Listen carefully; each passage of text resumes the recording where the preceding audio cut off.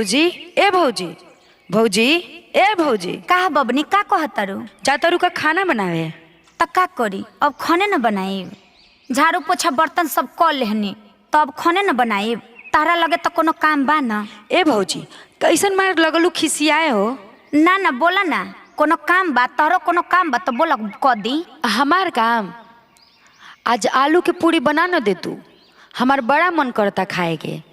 ए बहू आय आलूआ का पूरी हम के गैस बनेला हो, तन खिचड़ी डाल दी हो हमारा खातिर। अब सब फरमाइश चालू कर देलस हैं? इनके आलू के पूरी चाहिए और रउआ के खिचड़ी चाहिए तो हमसे ही कुल ना बन पाई।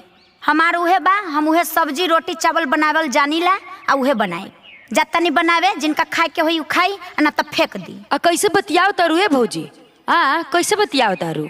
हाँ तो बतियाई ना, बैठल बैठल खाली खाए के बा और में फरमाइश बा।